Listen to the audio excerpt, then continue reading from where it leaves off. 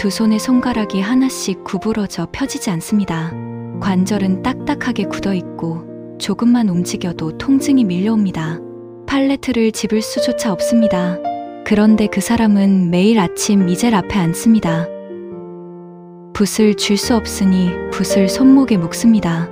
손가락이 아니라 팔 전체로 캔버스에 선을 긋습니다.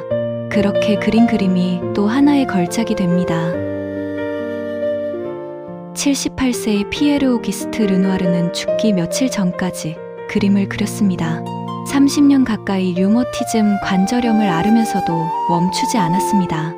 오늘은 그 아름다움을 평생 쫓았던 남자 르누아르의 이야기입니다. 도자기 공장 소년에서 시작해 인상파 혁명의 핵심에 섰고 가난과 전쟁을 버텨냈으며 굳어가는 두 손으로 6,000점이 넘는 작품을 남긴 화가, 그의 그림은 왜 지금도 우리를 행복하게 만드는 걸까요? 구독과 좋아요를 눌러주세요. 감사합니다.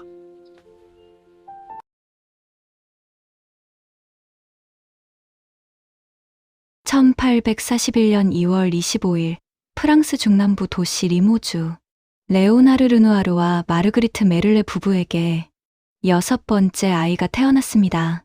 이름은 피에르 오기스트 르누아르. 아버지는 재단사, 어머니는 재봉사였습니다. 7 자녀를 키우는 가난한 장인 집안이었습니다. 리모주는 도자기로 유명한 도시입니다. 섬세한 문양과 화려한 채색이 도시 곳곳에 가득했습니다. 어린 르누아르의 눈은 그 도자기들을 보며 자랐습니다. 1844년 르누아르가 3살 되던 해 가족 전체가 파리로 이사합니다. 아버지가 더 나은 기회를 찾아 수도로 향한 것입니다. 정착한 곳은 파리 중심부 루브르 궁전 바로 근처의 리 다르장 퇴유 거리였습니다. 세계 최고의 미술관이 코앞에 있었습니다. 훗날 르누아르가 루브르를 제집 드나들듯 다닌 것은 그가 어린 시절부터 그곳에 익숙했기 때문입니다. 어린 르누아르는 2가지 재능을 일찌감치 보였습니다. 노래와 그림이었습니다. 목소리가 너무 좋아서 성가대 지휘자 샤를 구노가 파리 오페라에 입단을 권유할 정도였다고 합니다. 구노는 훗날 오페라 파우스트를 작곡한 유명한 음악가입니다. 르누아르가 화가 대신 성악가의 길을 걸었다면 역사는 달라졌을지도 모릅니다. 하지만 그는 그림을 선택했습니다. 아니, 더 정확히 말하면 현실이 그를 그림으로 이끌었습니다. 1854년 13살의 르누아르는 도자기 공장 견습생으로 들어갑니다. 회사 이름은 레비데샹, 리모주 도자기를 파리에서 만드는 곳이었습니다.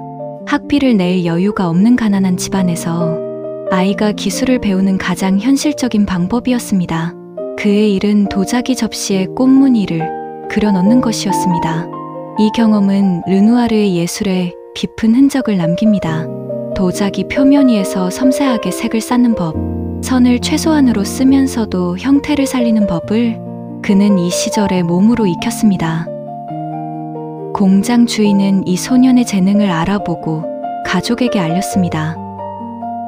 가족들은 조심스럽게 정식 미술 교육을 준비하기 시작합니다. 그런데 1858년 공장이 기계화를 도입하면서 손으로 그림을 그리던 인부들이 필요 없어집니다. 르누아르도 공장을 떠나야 했습니다.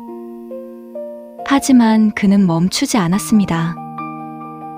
이번에는 부채에 그림을 그리는 일을 했고 해외 선교사들의 교회에 걸 벽화천을 그리기도 했습니다. 한 푼이라도 더 모아 미술학교에 가기 위해서였습니다. 그 시절 르누아르는 루브르 박물관을 수도 없이 드나들었습니다.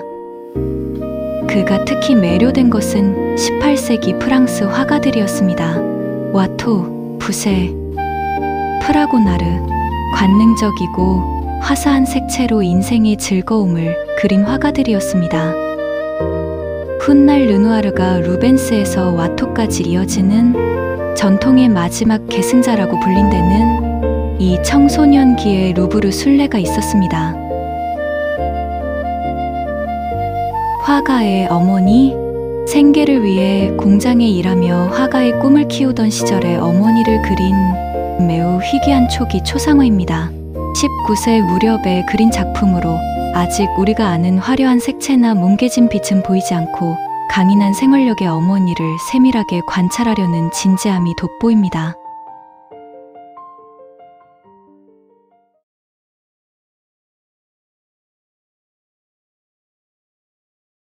(1862년) 21살의 르누아르는 마침내 파리 국립미술학교 에콜대 보자르 입학시험을 준비하면서 샤를 글레르의 화실에 등록합니다. 글레르는 스위스 출신의 화가로 신고전주의의 대가 앵그르의 제자였습니다.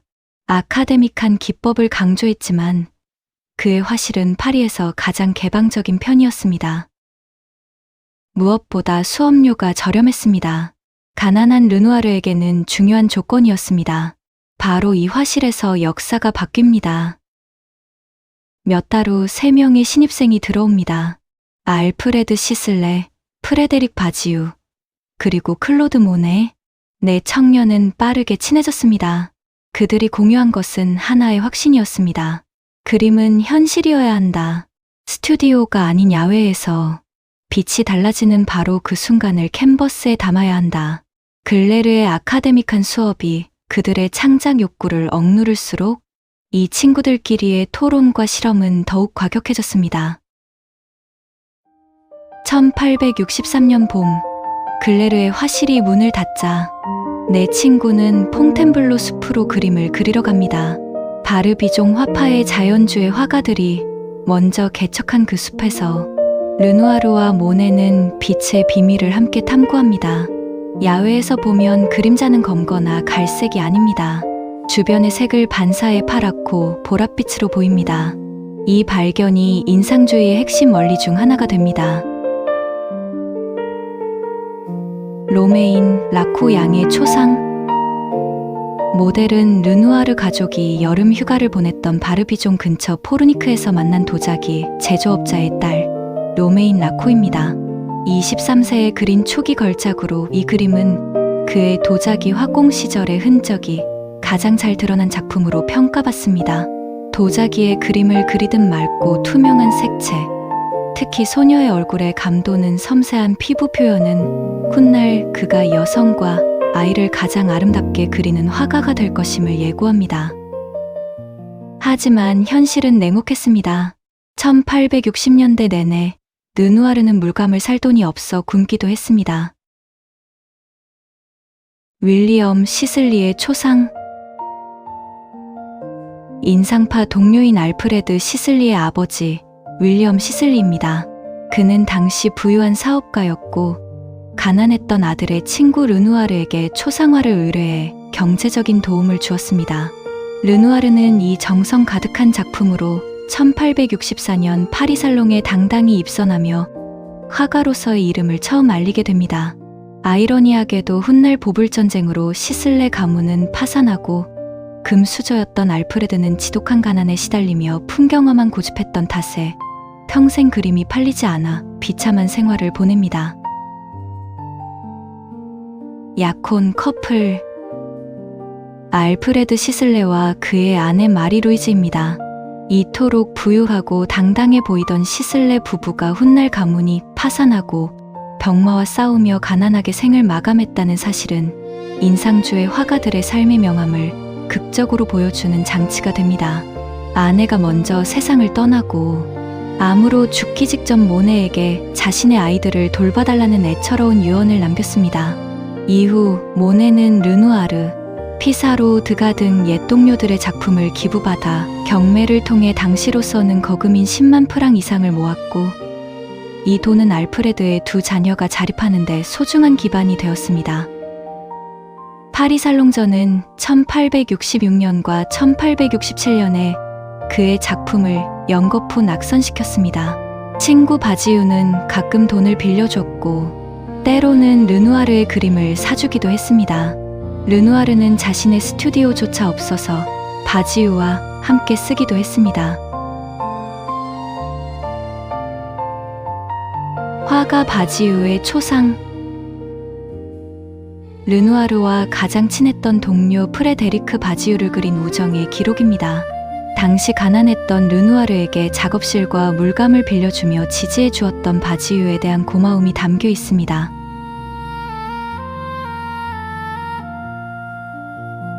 르누아르의 초상. 이번에는 바지유가 그린 26세의 청년 르누아르입니다.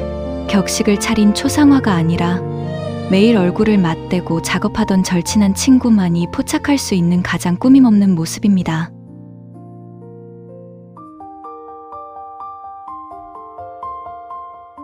이 작품은 르누아르가 본격적인 인상주의 화풍을 확립하기 전 도시의 활기찬 풍경과 건축적인 정교함에 관심을 가졌던 시기의 걸작입니다. 전통적인 회화 교육을 충실히 이행하면서도 자신만의 빛의 해석을 덧붙여 나가는 과정에 있었음을 보여줍니다. 그러다 1868년 드디어 살롱에서 첫 주목을 받습니다. 파라솔을 든 리즈가 호평을 받은 것입니다. 파라솔을 든 리즈, 야외의 빛 아래 서 있는 여성의 모습을 생생하게 포착한 이 작품은 당시로서는 신선한 충격이었습니다. 모델은 리즈 트레오, 언니의 소개로 만난 18살 파리 아가씨였습니다. 6년간 그녀를 20점이 넘는 그림에 담았습니다. 이 시기 살롱에 출품한 여성 인물은 사실상 전부 리즈였습니다. 두 사람은 연인 사이였습니다. 1870년 7월, 리즈는 딸을 낳았습니다. 이름은 잔 트레오. 아이는 유모에게 맡겨졌습니다. 르누아르는 결혼할 의사가 없었고 경제적 여건도 불안정했습니다. 1872년 리즈는 르누아르를 떠났습니다. 그 후 두 사람은 다시는 만나지 않았다고 전해집니다. 리즈는 이후 결혼의 가정을 꾸렸습니다. 딸 잔은 유모 손에서 자랐습니다. 르누아르는 평생 공개적으로 잔을 자신의 딸이라고 인정하지 않았습니다. 가족들에게는 비밀이었고 호적에도 올리지 않았습니다. 그러나 뒤로는 꾸준히 양육비를 보냈습니다. 1893년 잔이 결혼할 때는 지참금도 몰래 챙겨주었고 유서에도 잔에게 소액의 연금을 남기도록 명시했습니다. 잔은 자신의 아버지가 르누아르라는 것을 알았고 둘은 비밀리에 편지를 주고받았습니다. 하지만 평생 그 이름을 공개적으로 쓰지 못했습니다. 르누아르가 세상을 떠난 뒤 유산 상속 과정에서 가족들은 비로소 잔의 존재를 알게 되었습니다. 바느질하는 리즈.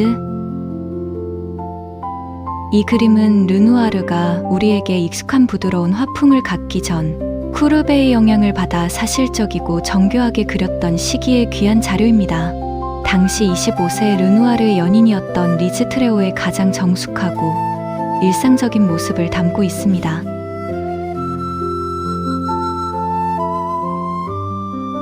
리즈 트레오의 가장 유명한 초상화 중 하나입니다. 나뭇잎이 무성한 배경 속에서 자유로운 집시 소녀의 분위기를 완벽하게 소화하며 르누아르의 초기 뮤즈로서의 가치를 증명했습니다. 사냥의 여신 다이아나. 리즈 트레오를 신화 속 여신 다이아나로 묘사한 대작입니다. 살롱전 낙선을 경험하기도 했으나 르누아르의 초기 인체 묘사 실력을 유감없이 보여주는 작품입니다. 리즈 흰쇼를 걸친 여인. 리즈 트레오와 르누아르의 7년 연애가 마침표를 찍던 해에 그려진 마지막 기록. 11년 후 리즈는 딸의 존재를 숨기고 건축가와 결혼하며 새 삶을 시작합니다. 이 작품을 끝으로 리즈 트레오는 르누아르의 작품에서 영원히 사라졌으며 르누아르의 화풍 역시 이후 새로운 뮤즈들과 함께 인상주의의 정점으로 나아가게 됩니다. 르누아르와 모네는 파리 교회 생강변 휴양지 라 그루누이에르에서 나란히 이제를 세우고 같은 풍경을 함께 그립니다. 같은 풍경을 같은 날, 같은 시간에. 그런데 두 그림은 달랐습니다. 모네는 빛의 찰나에 집중했습니다. 물 위에서 떨리는 반사광, 순간순간 변하는 색의 진동. 그의 그림에서 인물은 배경 속으로 녹아들었습니다. 르누아르는 그 안의 사람에 집중했습니다. 웃고 있는 얼굴, 물결치는 치마, 대화를 나누는 두 여성, 빛은 사람들 위해서 춤추는 것이었습니다.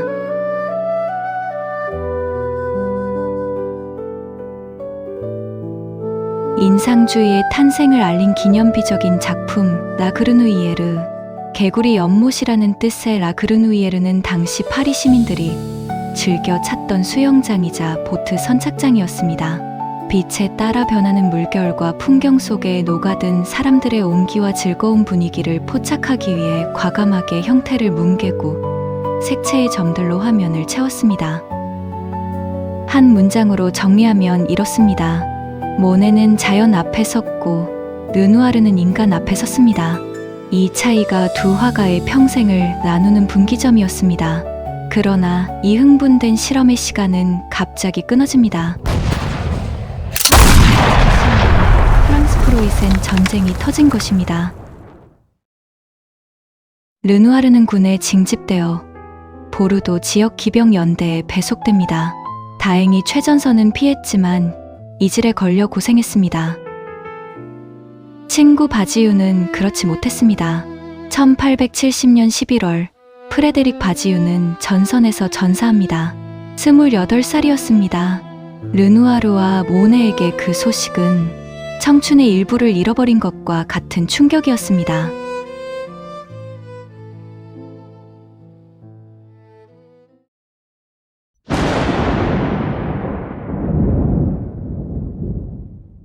전쟁이 끝난 1871년 파리에는 또 다른 혼란이 찾아옵니다.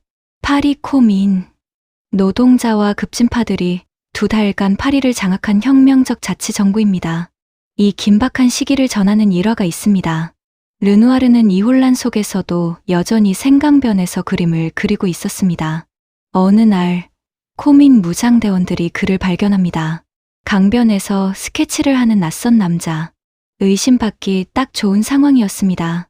저 사람 스파이 아니야? 대원들이 르누아르를 강에 던지려 했습니다. 아슬아슬한 순간 코민 지도자 중 한 명이 르누아르를 알아봤습니다. 르누아르가 예전에 초상화를 그려준 인물이었습니다. 덕분에 르누아르는 코민으로부터 생강 낚시 허가증까지 발급받아 강변에서 자유롭게 그림을 그릴 수 있었다고 합니다.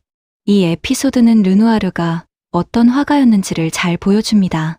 혁명이든 전쟁이든 그의 관심은 오직 빛과 색채와 사람이었습니다. 세상이 뒤집혀도 그는 강가에 나가 붓을 들었습니다.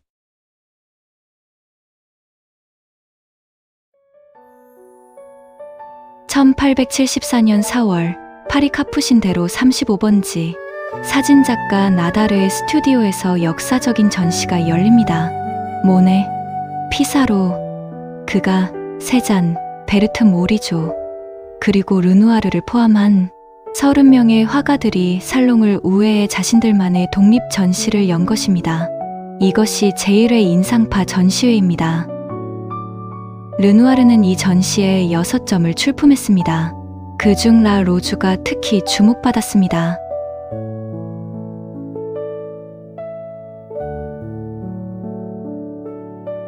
(1874년) 열린 제1회 인상주의 전시회의 핵심 출품작입니다. 당시 비평가들로부터 르누아르의 재능을 인정받게 만든 결정적인 작품이기도 합니다. 전속 모델이었던 니니 로페즈가 우아한 귀부인의 모습으로 완벽하게 변신하여 정면을 응시하며 보여지는 존재로서의 우아함을 뽐내고 있지만 뒤에 남성 르누아르의 동생 에드몽은 오페라 글라스로 다른 관객석을 훔쳐보고 있습니다. 두 사람의 시선이 엇갈립니다. 보는 것과 보여지는 것이 공존하는 극장이라는 공간에 사회적 속성을 완벽하게 묘사했습니다. 당시 인상주의자들은 검은색 사용을 기피하기도 했지만 르누아르는 이 작품에서 검은색을 단순히 어두운 색이 아니라 빛을 머금은 화려한 색으로 재탄생시켰습니다. 빛은 화사하고 색은 풍부하며 붓터치는 유연합니다. 이 작품이 보여주는 것은 단순히 화려한 파리 사교계가 아니라 빛 속에 살아 숨쉬는 현재의 인간입니다.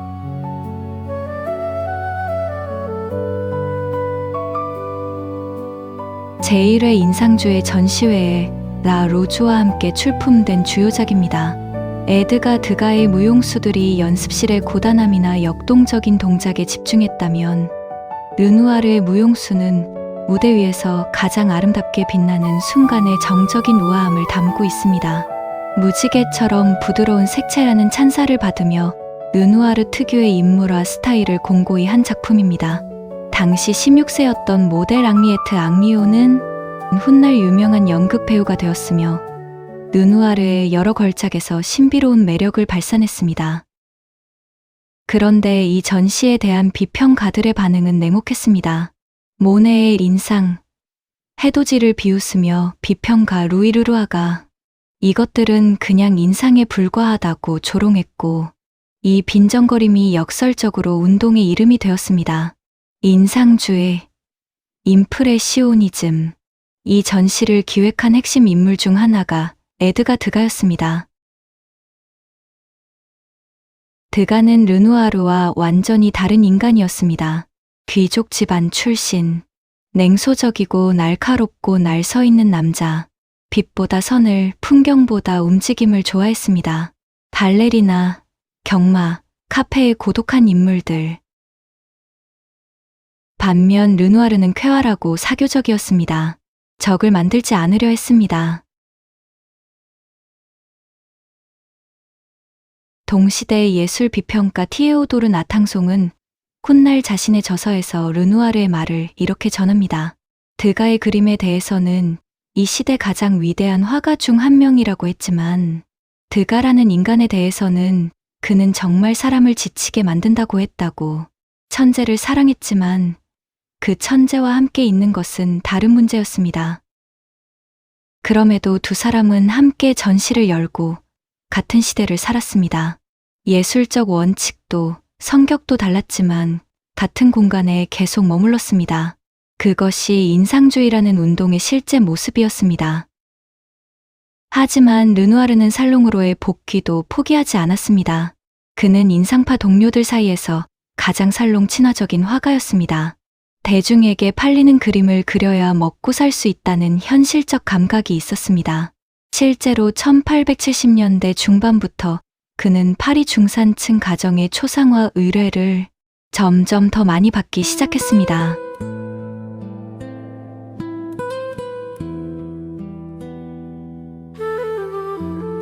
(1874년의) 어느 여름날 아르장퇴유의 모네 집 정원에는 르누아르와 마네 모네 3명의 거장이 모여 있었습니다.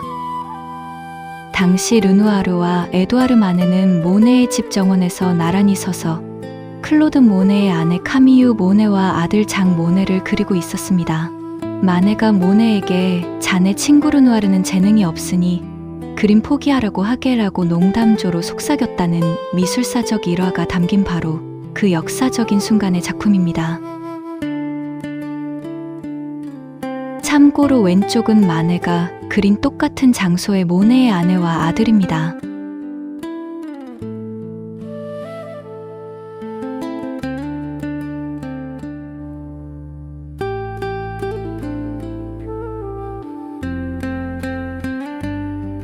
르누아르가 인상주의의 빛과 색채를 가장 눈부시게 표현했던 시기의 걸작, 책에 집중하고 있는 소녀의 얼굴과 옷에 맺힌 알록달록한 빛의 얼룩들은 바로 초기 인상주의의 핵심인 변화하는 빛의 묘사입니다.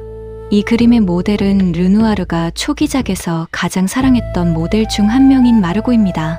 그녀는 1879년 천연두로 안타깝게 요절합니다. 1876년 봄, 르누아르는 몽마르트르 언덕 꼭대기에 작은 스튜디오를 빌립니다. 리코르토의 낡은 오두막집이었는데 바로 옆에 낡은 풍차 하나가 있었습니다. 물랭 드라 갈레트, 갈레트 풍차라는 뜻입니다. 이 풍차는 17세기부터 있던 것으로 1809년에 드브레 가문이 사들여 갈레트 빵을 굽고 팔다가 19세기 후반에는 파리 노동자 계급이 일요일마다 찾는 야외 무도장이 되었습니다. 입장료가 없어서 젊은 여성들이 자유롭게 드나들었고 저녁이 되면 등불 아래 춤이 이어졌습니다.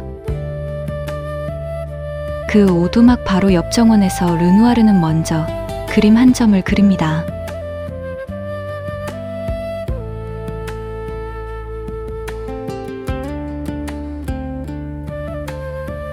모델은 잔 사말이라는 여성, 그녀에게 말을 거는 남자는 화가 고베르와 르누아르의 동생 에드몽으로 알려져 있습니다. 나뭇잎 사이로 부서져 내리는 햇살이 여인의 하얀 드레스와 바닥에 동글동글한 빗방울로 박혀 있습니다. 당시 비평가들은 이를 옷에 묻은 기름 얼룩 같다라며 비난했지만 르누아르는 나뭇잎 사이로 쏟아지는 실제 태양광을 사실적으로 묘사한 것입니다. 이 그림이 중요한 이유는 기법에 있습니다. 당시 비평가들은 이 기법을 이해하지 못했습니다. 왜 그림자를 파랗게 칠하는가? 왜 사람 얼굴에 저런 얼룩이 있는가? 그 얼룩덜룩함이 빛입니다. 움직이는 빛, 살아있는 빛. 지금은 오르세 미술관에 걸려 있습니다.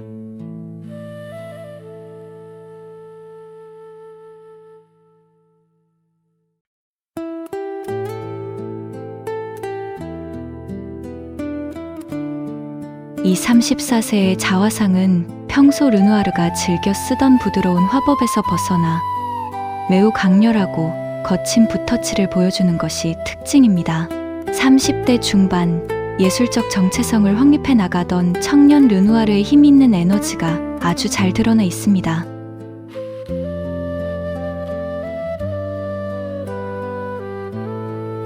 이 자화상은 르누아르가 인상주의 그룹의 핵심 멤버로서 가장 활발하게 활동하며 세상을 향해 자신의 예술 세계를 펼쳐 보이던 35세 때의 모습입니다. 경제적인 어려움 속에서도 자신의 예술적 신념을 굽히지 않았던 청년 화가의 자부심과 고뇌가 동시에 교차하고 있습니다.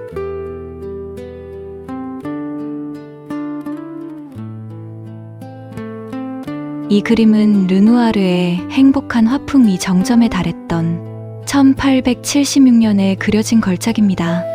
배경이 되는 정원의 꽃과 풀들은 인상주의 특유의 부드럽고 뭉개지는 듯한 필치로 표현되었습니다.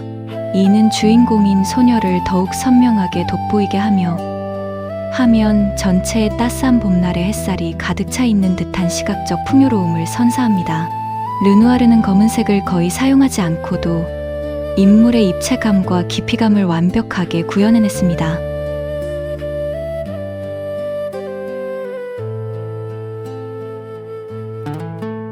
이 아이는 르누아르의 친구인 르그랑 씨의 딸인 아델핀입니다. 그녀의 눈빛에는 카메라 앞에서 잘 보여야 한다는 의지와 동시에 낯선 상황에 대한 수줍음이 절묘하게 교차하고 있습니다. 르누아르는 이 미묘한 심리적 망설임을 놓치지 않고 캔버스에 담아냈습니다. 인상주의자들이 기피했던 검은색을 르누아르는 이 작품에서 매우 세련되게 사용했습니다.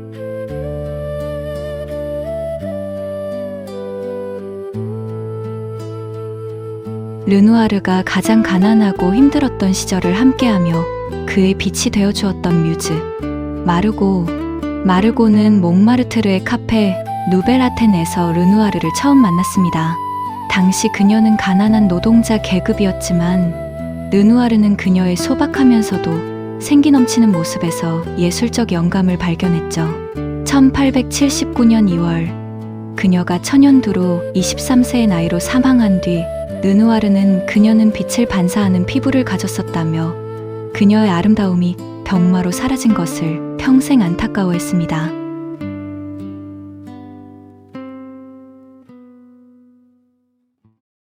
르누아르는 매일 오후 3시부터 6시까지 이 무도장에 이젤을 들고 나왔습니다. 야외에서 직접 그림을 그렸습니다. 그의 친구 조르주 리비에르가 회고록에 이 여름을 상세히 기록했습니다. 사람들이 춤추고 수다 떨고 웃고 있습니다. 화면 중앙에는 동네 이웃인 에스텔과 잔이라는 자매가 보입니다. 화면 오른쪽엔 르누아르의 친구인 피에르 프랑크라미, 노르베르 고네트, 이 그림을 기록했던 조르주 리비에르가 글을 쓰고 있는 모습입니다. 화면 왼쪽에는 쿠바 출신 화가 돈 페드로 비달 데 솔라레스와 방금 전 소개한 마르고라고 불리는 모델 마르그리트 르그랑입니다. 점잖고 격식 차린 페드로와 생기 넘치는 마르고의 조합이 재미있습니다. 마르고는 2년 후 천연두로 세상을 떠납니다. 르누아르는 그녀의 치료비를 대기 위해 백방으로 노력했고, 그녀가 세상을 떠났을 때 진심으로 슬퍼하며 장례비까지 모두 부담했습니다. 이 그림이 그녀의 가장 생생한 흔적으로 남았습니다. 나뭇잎 사이로 걸러진 햇빛이 사람들의 옷과 피부 위에서 춤을 춥니다. 르누아르는 이 얼룩덜룩한 빛을 캔버스에 그대로 옮겼습니다. 인물들의 윤곽선은 일부러 흐릿하게 처리되어 있어 군중 속의 움직임과 소음이 느껴집니다. 이 작품은 1877년 제3회 인상파 전시에 처음 공개되었을 때 거의 주목받지 못했습니다. 하지만 시간이 지나면서 평가는 달라졌습니다. 인상파 화가이자 르누아르의 든든한 후원자였던 구스타브 카유보트가 이 작품을 구입했고, 1894년 카유보트가 사망하면서 프랑스 국가에 기증되어 현재 오르세 미술관의 보물이 되었습니다. 소형 버전 한 점은 1990년 소더비 뉴욕 경매에서 7,810만 달러에 낙찰되었습니다. 당시 기준 최고가였습니다. 왼쪽이 오르세 미술관이 소장한 대작이고, 오른쪽이 최고가를 기록한 소형 버전입니다. 소형 버전의 특징은 여성들이 귀걸이를 하고 있지 않습니다. 대형 작품이 전시를 염두에 두고 세밀하게 다듬어졌다면, 이 버전은 르누아르가 현장에서 느낀 빛의 진동을 더 빠르고 거친 분놀림으로 기록했습니다. 낙찰자는 일본의 사업가 사이토 료에이. 이틀 후 그는 고흐의 가셰 박사의 초상도 8,250만 달러에 낙찰받았습니다. 두 그림 모두 같은 사람이 가져간 것입니다. 당시 세계에서 가장 비싼 그림 1위와 2위를 한 사람이 동시에 소유하게 된 순간이었습니다. 그런데 사이토는 기자들 앞에서 충격적인 말을 남겼습니다. 내가 죽으면 이 그림들을 나와 함께 태워달라. 전 세계 미술계가 경악했습니다. 다행히 그림들은 화장되지 않았습니다. 사이토 료에이 사후, 그의 회사가 막대한 부채에 시달리면서 이 보물들은 채권단에 넘어가 비밀리에 매각되었죠. 비밀거래였기에 스위스의 익명 수집가로만 알려졌고 30년이 넘도록 세상의 모습이 보이지 않아 사라진 걸작이라며 미술계는 안타까워하고 있습니다. 현재 이 작은 판본의 소재는 공개되어 있지 않습니다.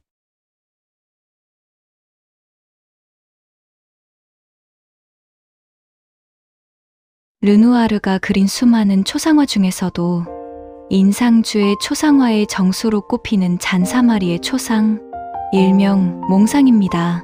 이 그림 속 주인공은 당시 프랑스의 국립극단 코메디 프랑세즈에서 활동하던 인기 여배우였습니다. 르누아르는 그녀에 대해 그녀의 피부는 빛을 발산하는 것 같다고 극찬하며 여러 점의 초상화를 남겼죠. 르누아르의 초기 걸작인 물랭 드라 갈레트의 무도회 그네에도 등장하며 르누아르 특유의 부드러운 붓질이 형태를 흐릿하게 만들어 실제 인물이라기보다 기억 속의 아름다운 잔상처럼 느껴지게 합니다.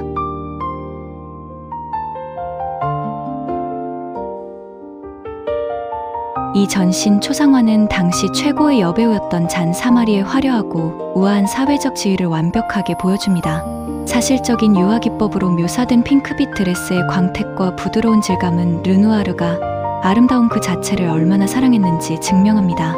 그녀는 자신이 귀족적이고 세련된 대배우로 보이길 원했지만 르누아르의 인상주의 필치는 그녀를 그저 피부 좋은 건강한 동네 아가씨처럼 묘사했습니다. 그녀는 르누아르의 그림 속 자신의 모습이 세련미가 떨어지고 평범해 보인다며 불평하곤 했습니다.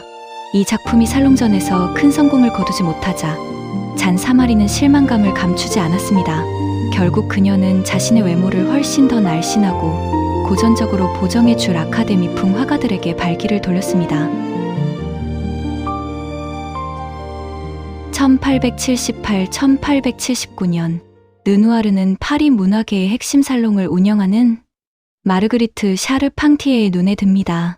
샤르 팡티의 부인은 에밀 졸라, 알퐁스 도데, 기드 모파상 같은 작가들과 교류하는 파리의 문화 권력자였습니다.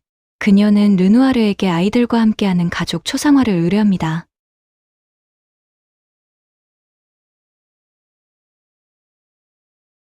1879년 살롱에 출품된 마담 샤르팡티에와 그녀의 아이들은 대성공을 거둡니다.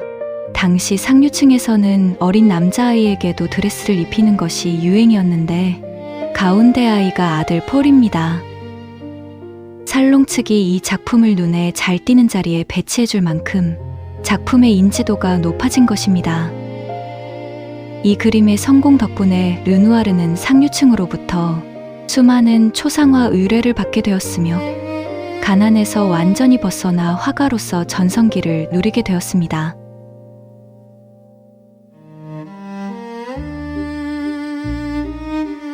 르누아르는 이 초상화를 통해 샤르팡티의 가문에 전폭적인 지원을 받게 되었습니다. 르누아르는 검은색은 색채의 여왕이라고 말하곤 했는데 이 작품에서 부인이 입은 검은 드레스는 빛을 머금은 듯 화려하게 묘사되어 그의 색채 감각이 정점에 달했음을 보여줍니다. 이 시기 르누아르는 파리 유대인 금융 가문들의 초상화를 자주 의뢰받았습니다. 1880년 파리의 부유한 유대인 은행가 루이 캉 당베르가 의뢰를 합니다. 8살 된 딸 이렌의 초상화를 그려달라는 것이었습니다.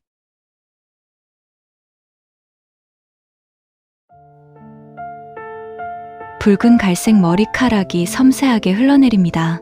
파란 리본, 흰 드레스, 어딘가 수줍고 어딘가 슬픔이 느껴지는 눈빛. 르누아르는 평소에 화사한 색채 대신 아이 특유의 조용한 내면을 담았습니다. 그런데 아버지 루이는 이 그림이 마음에 들지 않았습니다. 무성의하고 보잘것없다며 매우 불만족스러워했습니다. 약속한 1500프랑도 제때 지불하지 않고 그림을 하인들 방에 걸어두었습니다. 이 그림은 훗날 르누아르의 대표작 중 하나가 됩니다. 하지만 그 여정에는 어두운 역사가 있습니다. 1891년 모이즈 드 카몽도와 이렌이 결혼하면서 초상화는 카몽도 가문에 전해졌습니다. 하지만 이혼하면서 그림은 딸 베아트리스에게 전해졌고 제2차 세계대전이 터지자 베아트리스는 그림을 샹보르 성에 피신시켰습니다. 하지만 1941년 7월 나치 로젠베르크 특무대가 압수해 헤르만 괴링에게 넘겼고 괴링은 이듬해 이 그림을 다른 그림과 맞교환해버렸습니다. 이렌의 딸 베아트리스, 전 남편 레옹 레나크, 두 자녀 파니와 베르트랑은 1943년 게슈타포에 체포되어 드랑시 수용소를 거쳐 유대인이라는 이유로 아우슈비츠에서 전원 비참하게 학살당했습니다.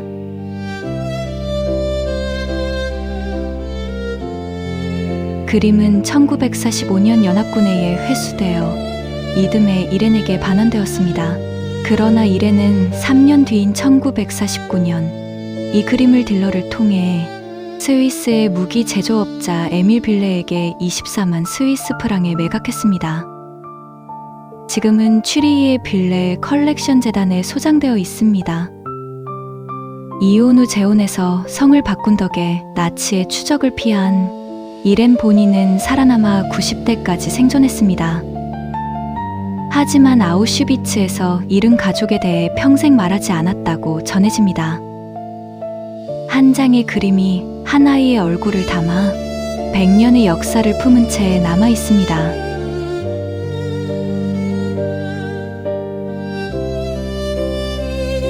르누아르가 이렌의 초상화를 그린 다음에 그린 이렌의 동생들 초상화입니다. 이 그림 역시 너무 장식적이라고 캉 당베르 부부에게 외면당한 그림입니다.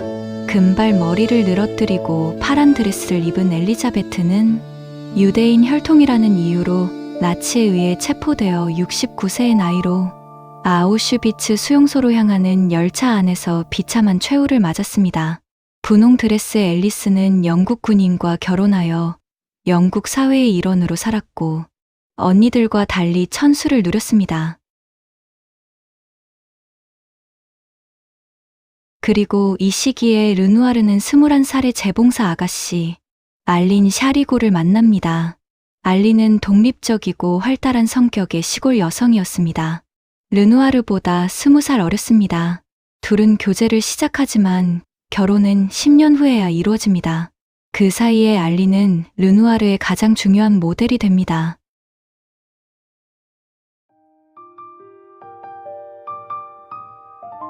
르누아르가 푸르네즈 레스토랑 테라스에서 봄의 화사함을 담아낸 부르의 명작. 르누아르가 붙인 원래 제목은 테라스에서였으나 이 작품을 구입했던 화상폴 듀랑뮤엘이 두 자매라는 제목을 붙여 오늘날까지 두 이름이 혼용되고 있습니다. 이 작품은 르누아르가 추구한 아름답고 즐거운 예술의 정점입니다. 제목은 두 자매이지만 실제 모델들은 서로 자매 사이가 아닌 무명 모델들이었습니다.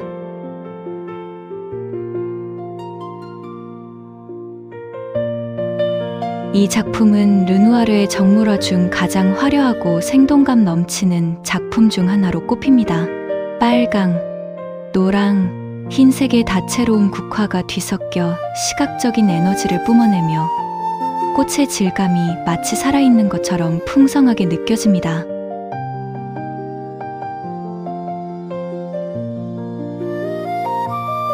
이 그림은 르누아르가 가장 힘들었던 시기에 그를 끝까지 믿어준 화상 폴 듀랑뮤엘의 큰딸을 그린 작품입니다. 자신을 믿어준 화상에 대한 고마움을 담아 그의 자녀들을 사실적이고도 따뜻한 유화 기법으로 정성스럽게 그려냈습니다.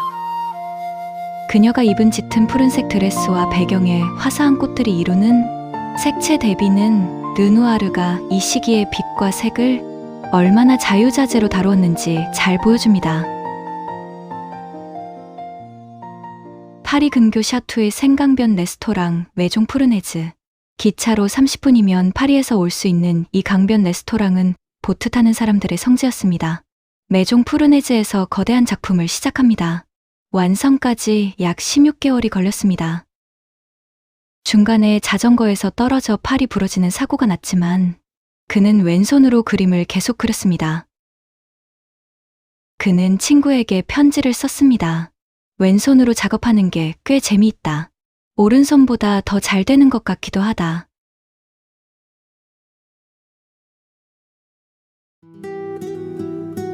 그림의 배경은 메종 푸르네즈 레스토랑의 발코니입니다. 이 그림에는 르누아르의 지인들이 총출동합니다. 화면 왼쪽 아래 작은 강아지를 안고 있는 여성이 알린 샤리고입니다. 당시 22살이던 그의 미래 아내입니다. 원래 이 자리에는 다른 모델이 있었지만 늘 늦게 온다는 이유로 르누아르가 화가 나서 알린으로 바꿨다고 합니다. 오른쪽 아래 남성은 화가이자 르누아르의 중요한 재정적 후원자 구스타브 카유보트입니다. 상단에는 레스토랑 주인 아들 알퐁스 푸르네즈 주니어가 난간에 기대 있고 여동생 알폰신 푸르네즈도 난간에 팔을 꿰고 있고 여배우 알렌 앙드레 마졸로, 앙젤 레고, 배우 잔 사마리, 미술 편집자 샤를 에프리시, 시인 쥘 라포르그도 보입니다. 전직 식민지 기병 장교 라울 바르비의 남작도 있습니다. 이 그림 한 장이 당시 파리의 다양한 사교 계층을 한 테이블에 모아놓은 것입니다. 르누아르는 각 인물을 스튜디오에서 따로 또는 소그룹으로 그린 다음 하나의 구성으로 합쳤습니다. 마치 현장에서 즉흥적으로 포착한 것처럼 보이지만 사실은 치밀하게 계획된 구성입니다. 인물화, 정물화, 풍경화를 하나의 화면에 통합한 야심찬 작품입니다. 이 그림은 1882년 제7회 인상파 전시에서 비평가 3명으로부터 전시 최고작으로 선정되었습니다. 훗날 미국 컬렉터 덩컨 필립스가 1923년 12만 5천 달러에 사들여 필립스 컬렉션의 심장이 되었습니다. 필립스는 이 그림을 두고 세계에서 가장 위대한 그림 중 하나라고 극찬하며 이 그림은 우리 컬렉션 나머지 전부를 합친 것보다 더 많은 관심과 지지를 불러올 것입니다. 그 말은 예언처럼 맞아떨어졌습니다. 사람들은 웃고 있었습니다. 그림은 완벽했습니다. 그런데 그는 그 안에 서 있지 못했습니다. 그는 그 장면의 창조자였지만 그 빛의 일부는 아니라고 느꼈습니다. 성공의 절정에서 르누아르는 자신에게 묻기 시작합니다. 나는 성공했다. 하지만 위대한가? 그 질문이 그를 이탈리아로 밀어냈습니다.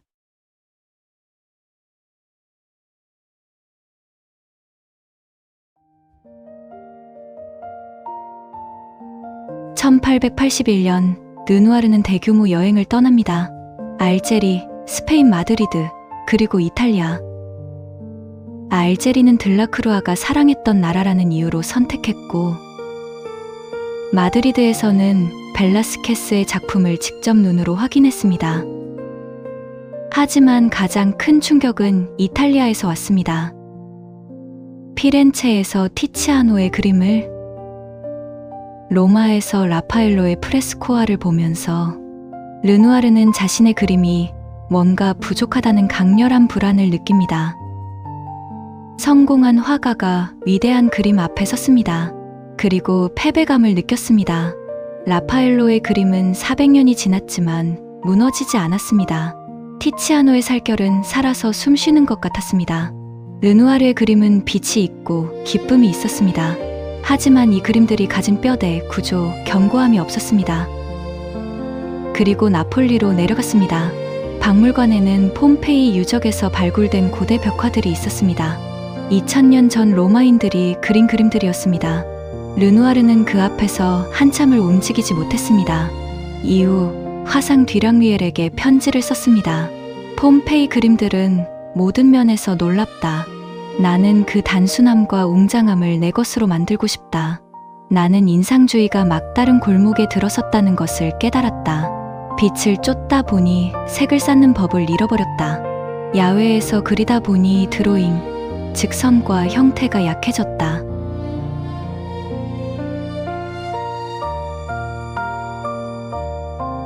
르누아르는 1882년 초 남프랑스의 에스타크를 방문하여 친구인 폴 세잔과 함께 머물며 작업했습니다. 평소 부드럽고 뭉개지는 듯한 필치를 즐기던 르누아르가 세잔의 영향으로 바위의 거친 질감과 견고한 구조를 사실적으로 묘사하려 노력한 흔적이 역력합니다. 이 작품은 르누아르가 인상주의의 한계를 느끼고 새로운 예술적 방향을 모색하던 전환기를 상징하는 중요한 풍경화 중 하나입니다. 1882년 1월 15일, 바그너의 열렬한 팬이었던 르누아르는 바그너가 시칠리아 팔레르모에서 휴양 중인 걸 알고 찾아갔지만 바그너는 매우 지치고 피곤한 상태였고 겨우 35분의 시간을 허락해 주었습니다. 바그너는 당시 대작 파르시파를 막 끝낸 터라 신경이 곤두서 있었습니다.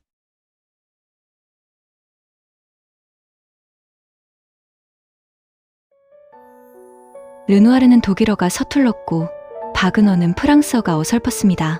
그럼에도 대화가 이어졌고 르누아르는 초상화 작업을 제안했습니다. 르누아르는 35분 만에 바그너의 초상화를 완성했고 바그너는 르누아르 특유의 부드럽고 몽글몽글한 화풍이 바그너 자신의 강인한 인상과는 맞지 않는다고 느꼈던지 냉소적인 농담을 건넵니다.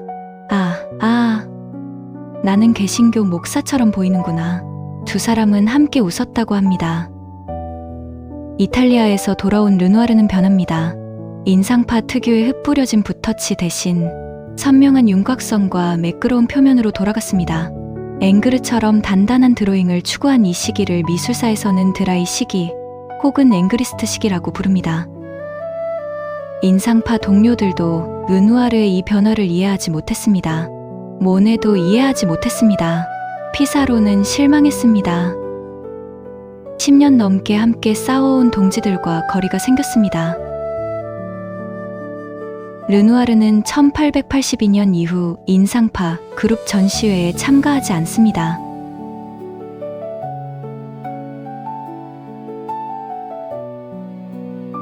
(1883년은) 르누아르의 예술 인생에서 가장 고통스럽고도 찬란한 변화의 시기였습니다. 그는 빛에 녹아 없어지는 형태의 회의를 느끼고 이탈리아 여행 후 르네상스의 거장들처럼 견고한 윤곽선을 되찾기로 결심합니다. 이 작품 속 얼굴과 손의 명확한 선은 그 결단이 낳은 결과물입니다.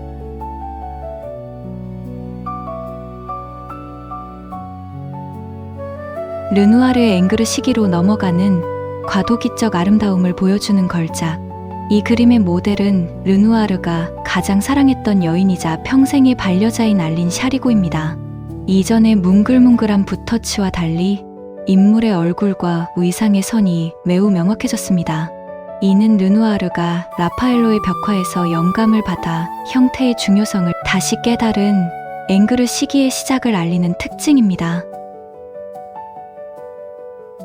1883년 화상 뒤랑뮤엘이 르누아르에게 연작을 의뢰합니다. 무도회를 주제로 한 대형 인물화 3점, 도시 무도회, 시골 무도회, 부지발 무도회, 각각 180, 90cm 실물 크기의 캔버스입니다. 그런데 이 세 작품의 모델이 예사롭지 않습니다. 도시 무도회. 우아한 흰 드레스의 여성이 남성과 왈츠를 춥니다. 배경은 격식 있는 파리 상류층 살롱. 여성의 얼굴은 차갑고 섬세합니다. 모델은 수잔 발라동. 당시 몽마르트르의 모델이자 화가 지망생이었습니다. 르누아르보다 23살 어렸습니다. 두 사람은 이 시기 잠깐 연인 사이였습니다. 그리고 그해 12월, 수잔은 아들 모리스를 낳았습니다. 아버지가 누구인지는 끝내 밝혀지지 않았습니다. 시골 무도회. 도시 무도회의 차가운 우아함과 정반대입니다. 모델은 알린 샤리고, 르누아르가 이미 수년째 동거 중인 연인이었습니다. 알린은 춤을 추며 관객, 화가인 르누아르를 향해 환하게 웃고 있습니다. 이 미소는 연인만이 주고받을 수 있는 가장 자연스러운 표정으로 평가받습니다. 같은 해, 같은 시기에 그린 두 그림. 한 캔버스에는 수잔이, 다른 캔버스에는 알린이 있었습니다. 어느 날 르누아르가 수잔과 함께 건지섬으로 그림 여행을 갔습니다. 그런데 알린이 찾아온다는 소식이 들렸습니다. 르누아르는 수잔을 급히 파리로 돌려보냈습니다. 두 여자가 마주치지 않게 하기 위해서였습니다. 부지발의 무도회. 파리 외곽 부지발의 야외 카페입니다. 바닥에는 담배꽁초, 성냥개비, 떨어진 꽃다발이 흩어져 있습니다. 밀짚 모자를 쓴 남자가 분홍 드레스의 여성을 이끌며 왈츠를 춥니다. 여기도 모델은 수잔 발라동입니다. 그런데 X선 분석 결과 흥미로운 사실이 밝혀졌습니다. 밑그림에는 알린 샤리고와 닮은 얼굴이 있었습니다. 르누아르가 알린을 먼저 그리기 시작했다가 수잔으로 덧칠한 것입니다. 한 그림 안에서도 두 여자가 겹쳐 있는 셈입니다. 세 점 중 가장 낭만적인 작품으로 꼽힙니다. 그리고 르누아르의 인상주의 시대 마지막 작품으로도 평가받습니다. 이 그림 이후 르누아르는 완전히 다른 방향으로 나아갑니다. 결국 알린이 이겼습니다. 1890년 르누아르는 알린과 결혼합니다. 수잔 발라동은 이후 툴루즈-로트렉 등 여러 화가들과 교류하며 독자적인 화가로 성장해 몽마르트르 미술사에 자신의 이름을 남겼습니다. 한 화면에 두 시대가 공존하는 작품이 있습니다.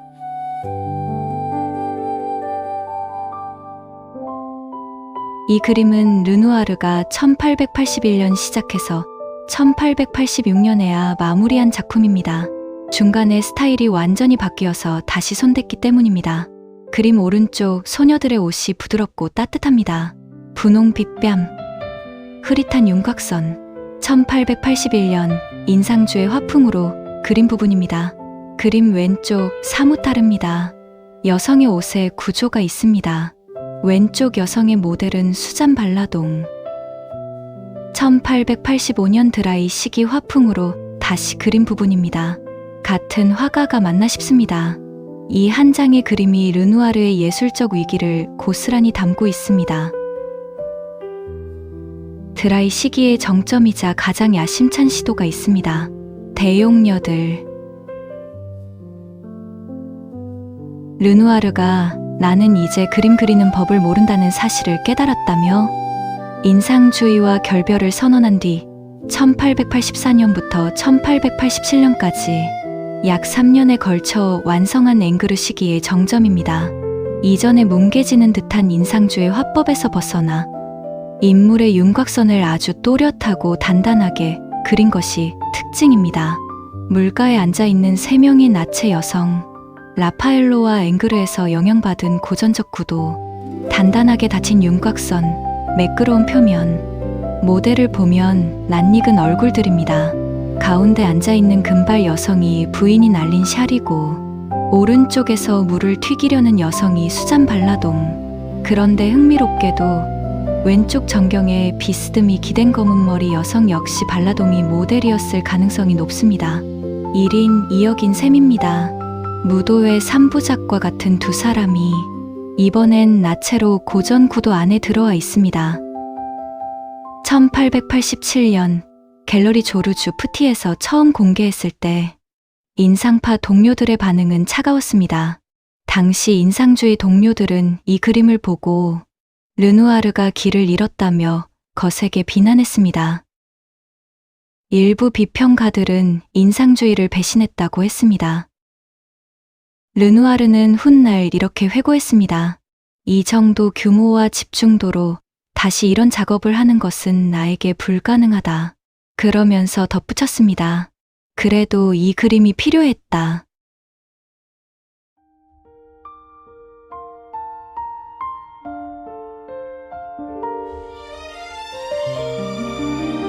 (1885년 3월) 알린이 첫 아들 피에르를 낳습니다. 르누아르는 기쁨에 넘쳤습니다. 동료 화가 베르트 모리조가 이 시기에 르누아르 작업실을 방문했을 때 같은 모델과 같은 리듬으로 그린 작품들이 가득했다고 기억합니다. 모두 알린과 아기 피에르의 초상화들이었습니다.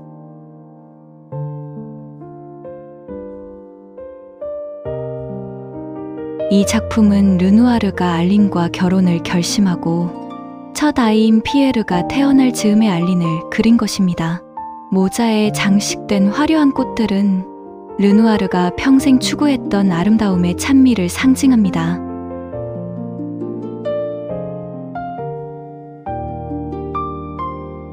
알린이 첫째 아들 피에르에게 젖을 먹이는 장면을 아주 담백하고 사실적으로 묘사했습니다. 1885년은 르누아르가 선명한 윤곽선과 견고한 형태에 집착하던 시기입니다. 알린의 피부 질감과 옷의 주름, 그리고 아이의 통통한 살집이 선명하게 묘사되었습니다.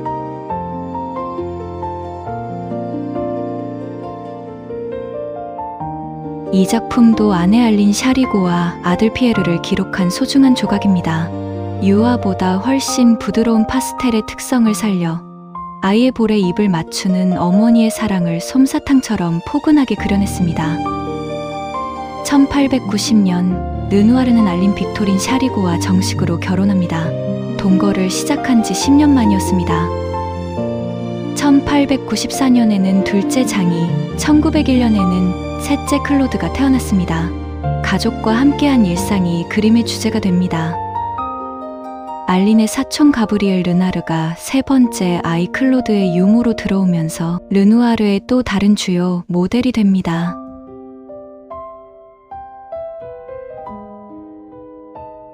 알린 샤리고의 먼 친척이었던 가브리엘은 원래 아들 장의 유모로 들어왔지만 르누아르가 유머티즘으로 손을 쓰지 못하게 되자 그의 손가락 사이에 붓을 끼워주고 물감을 섞어주며 예술 활동을 이어가게 도왔습니다. 그녀는 단순히 포즈만 취한 것이 아니라 르누아르와 예술적 대화를 나누며 그에게 끊임없는 영감을 준 지적인 파트너이기도 했습니다.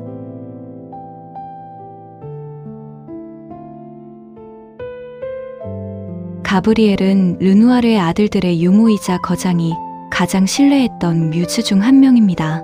그녀는 르누아르가 추구했던 자연스럽고 건강한 여성미를 완벽하게 체현한 인물로 이 작품에서도 소박하면서도 우아한 매력을 발산합니다.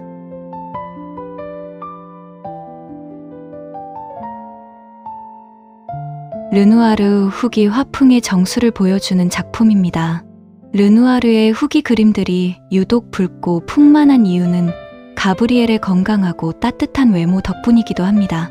가브리엘의 머리에 꽂힌 붉은 장미와 그녀의 풍만한 신체, 그리고 화면 전체를 지배하는 따뜻한 붉은 톤은 르누아르가 추구했던 건강하고 자연스러운 여성미를 가장 잘 대변하는 인물이었습니다. 그녀는 르누아르가 세상을 떠날 때까지 20년 넘게 그의 곁을 지키며 수십 점의 작품의 모델로 등장했습니다. 이 시기에 르누아르는 프랑스 정부로부터 특별한 연락을 받습니다. 1891년 말 혹은 1892년 초, 프랑스 정부가 르누아르에게 의뢰를 합니다. 파리에 새로 생길 릭상부르 미술관, 살아있는 작가들의 작품을 전시하는 공간입니다. 인상주의 화가들은 이다나 취급을 받을 시기, 친구인 시인 스테판 말라르메가 보자르 행정가 로제 마르크스를 설득시켜 국가 거장으로 가는 길이 열린 겁니다. 르누아르는 같은 구성으로 5점의 캔버스를 그렸습니다.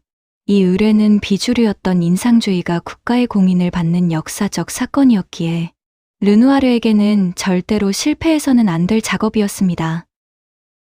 그중 가장 완성도가 높은 한 점을 선택하게 했습니다. 1892년 9월 프랑스 정부는 이 그림을 4,000프랑에 구입합니다.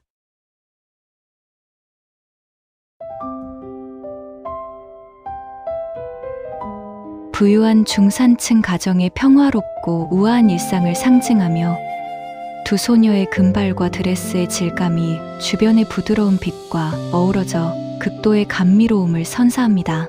드라이 시기의 단단한 구조와 인상주의의 따뜻한 빛이 하나로 합쳐진 작품입니다. 이것은 20년 넘게 비주류로 쌓아온 인상파가 국가로부터 처음으로 공식 인정을 받은 사건이었습니다.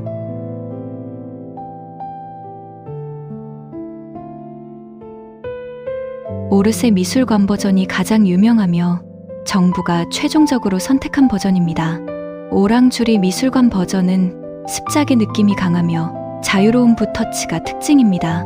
메트로폴리탄 미술관 버전은 오르세 버전보다 필치가 더 부드럽고 색감이 화사합니다. 그 외 개인 소장본들이 존재하며 각각 조금씩 다른 디테일을 가지고 있습니다.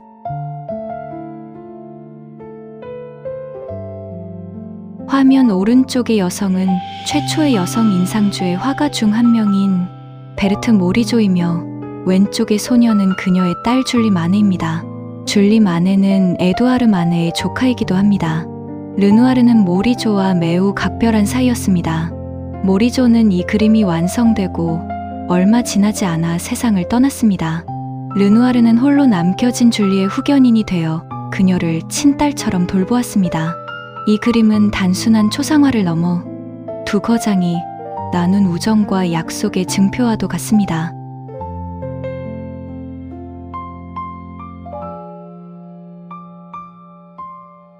줄리는 베르트 모리조와 외젠 마네의 딸로 인상주의 거장들의 사랑을 한 몸에 받으며 자랐습니다. 르누아르는 이 아이를 위해 최고의 색채와 빛을 선사했으며 이 그림은 줄리 본인이 평생 가장 아꼈던 보물이 되었습니다.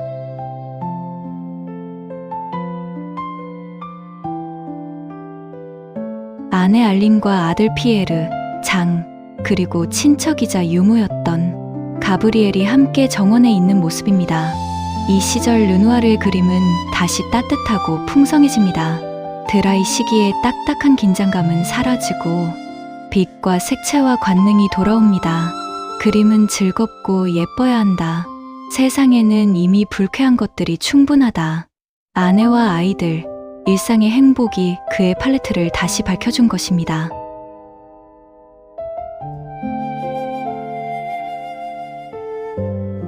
르누아르에게 꽃은 색채와 빛을 가장 자유롭게 실험할 수 있는 완벽한 소재였습니다.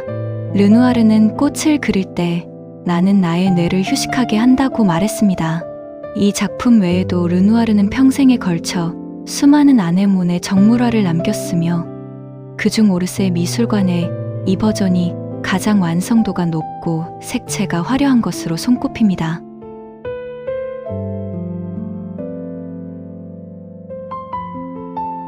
(1890년) 전후 르누아르가 형태의 엄격함에서 벗어나 다시금 빛과 색채의 부드러운 유의로 돌아온 진주빛 시기의 걸작입니다. 화면을 가득 채운 황금빛과 연초록의 조화는 르누아르가 평생 추구했던 행복의 색채를 가감없이 보여줍니다. 1892년 류머티즘 관절염 증세가 처음 나타납니다.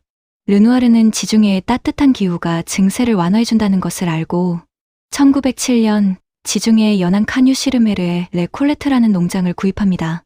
올리브 나무와 오렌지 나무가 가득한 이곳이 르누아르의 마지막 보금자리가 됩니다. 관절염은 점점 심해졌습니다.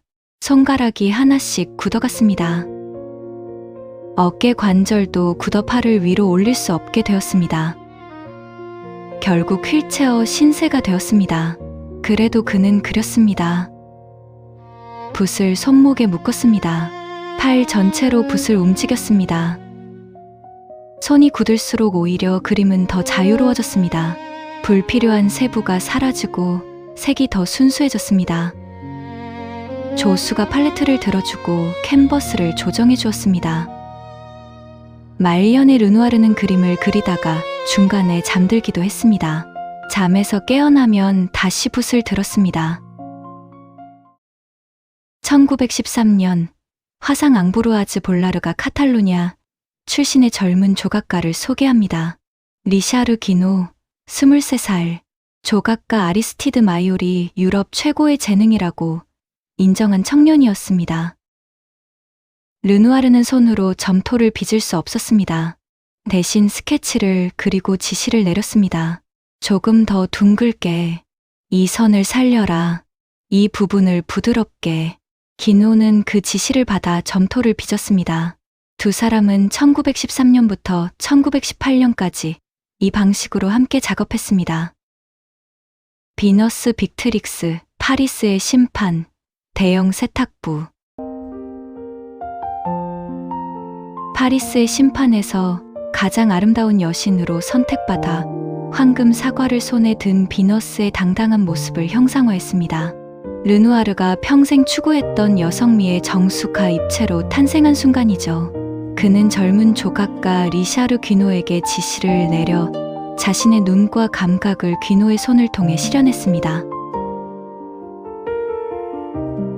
파리스의 심판.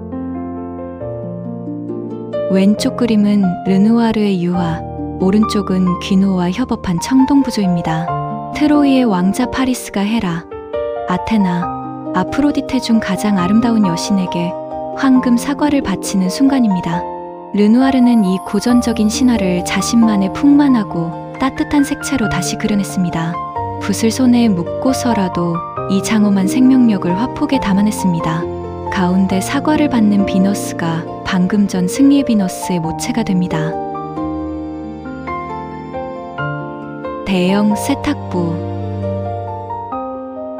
르누아르는 세탁부라는 일상적인 노동자를 마치 고대 그리스의 여신처럼 당당하고 건강하게 묘사했습니다.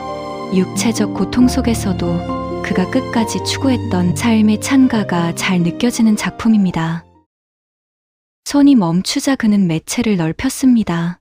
화가가 조각가의 손을 빌려 3차원의 세계로 나아간 것입니다. 1971년 파리 법원은 이 작품들의 공동 저자로 기노를 공식 인정합니다.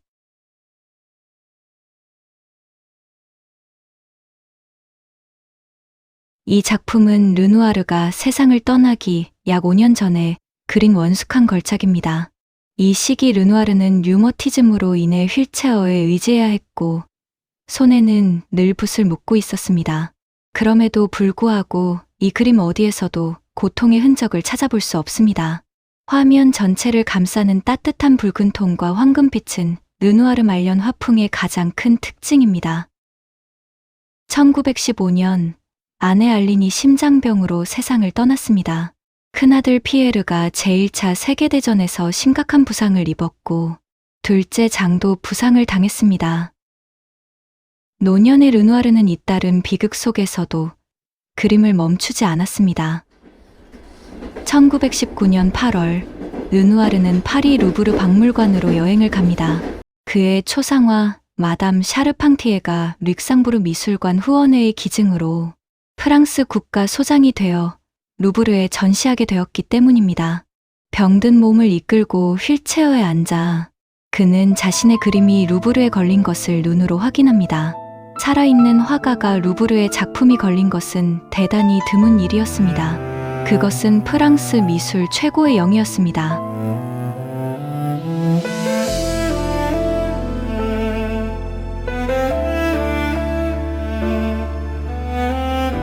그리고 그해 12월 3일 르누아르는 카뉴 시르메르의 레콜레트에서 78세의 나이로 세상을 떠납니다. 세 아들이 곁에 있었습니다. 마지막까지 그림을 그렸습니다. 임종 몇 시간 전 르누아르는 간호사에게 붓과 팔레트를 가져달라고 했습니다. 꽃을 그리고 싶다고 했습니다. 그렇게 꽃을 그리다가 붓을 내려놓으며 마지막 말을 남겼습니다. 이제야 비로소 무언가 이해하기 시작한 것 같구나. 78회를 살고 6,000점이 넘는 그림을 남긴 사람의 마지막 말이었습니다.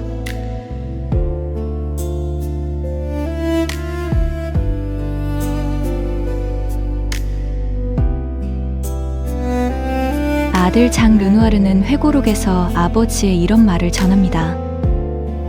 비석을 너무 무겁게 만들지 마라. 만약 시골길을 산책하고 싶어지면 언제든 밀고 나갈 수 있게 해달라.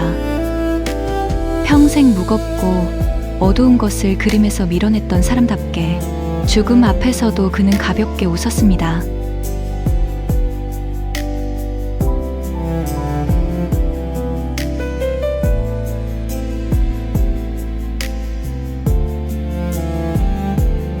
그의 유해는 아내 알린의 고향인 에수아에 안치되었습니다.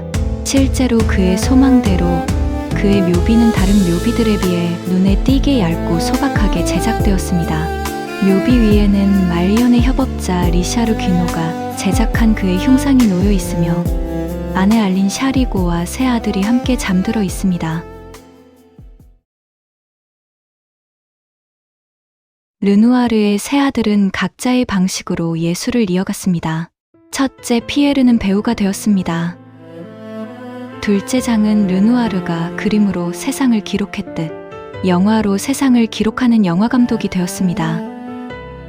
장 르누아르는 대환상, 게임의 규칙 등을 남긴 20세기 최고의 감독 중 한 명으로 꼽힙니다. 셋째 클로드는 도자기 작가가 되었습니다. 르누아르가 13살에 시작한 도자기 공장의 이야기가 막내 아들에게서 다시 이어진 것처럼 보입니다. 르누아르는 평생 6,000점이 넘는 그림을 남겼습니다. 오르세 미술관, 필립스 컬렉션, 시카고 미술관, 반스 재단 등 세계 곳곳에 그의 그림이 있습니다. 그의 작품은 세상에서 가장 자주 거래되고 가장 넓게 사랑받는 그림들입니다. 르누아르의 그림 앞에 서면 사람들은 멈춥니다. 무언가를 배우려고 멈추는 게 아닙니다. 그냥 좋아서 멈춥니다. 설명이 필요 없고 해석이 필요 없습니다. 햇빛이 좋고 사람들이 웃고 있고 오늘 오후가 아름답습니다. 가난했고 전쟁을 겪었고 손이 굳었고 아내를 먼저 떠나보냈습니다. 그래도 그는 붓을 놓지 않았습니다. 죽기 몇 시간 전까지 꽃을 그렸습니다. 이제야 비로소 무언가 이해하기 시작한 것 같구나. 그게 르누아르였습니다.